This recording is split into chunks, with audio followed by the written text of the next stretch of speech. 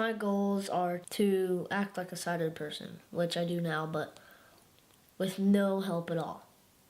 Mainly just going places by myself. I mean, not like I couldn't do it, but I'm usually with other people. There's always going to be somebody who can't walk, and you can walk. There's always going to be somebody who, maybe can't talk, and I can talk. There's always going to be somebody worse off than you. All you have is echolocation, touch, hearing, and a cane that sometimes I want to throw over the fence. Humoody is working towards independence through orientation and mobility, is what it's called. Every week he meets with a teacher. I am an orientation and mobility instructor for Humoody. On Tuesdays, what we have progressed to is first we always meet at the Java House. He always has hot chocolate, extra hot with whipped cream. Oh no, with no whip, sorry, no whip and hot. And then we sit down and we go over the tactile map. Show me where the Java House is, where you put your little warm fuzzy triangle. I want you to show me the route you want to take today.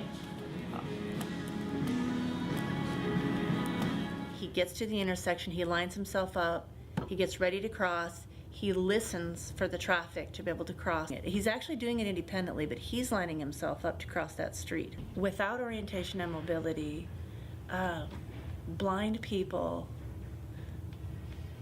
would not have the independence to be able to be productive members of society. So for a student who's blind to get to a level of independence, it takes a lot more instruction. So we have to add instruction into the day. That's orientation and mobility, that's with the teacher of the visually impaired who's going to teach a lot of different skills for academic but also for daily living. Mrs. Forster, which I call her real name's Tanya Forster, but she helps me at school by, she will adapt things on the spot. I adapt materials tactily if there's a picture or a table or something that everybody else is seeing.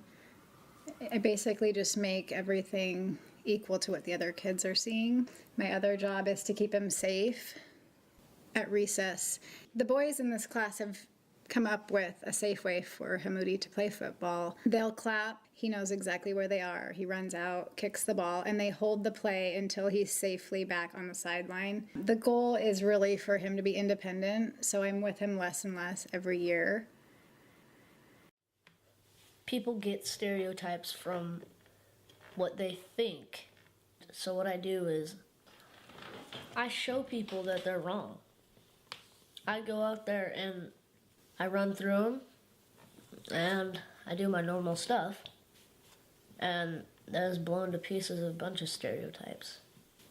So go with your heart, get out there, do something, Don't just sit there thinking you can't do anything, because you can.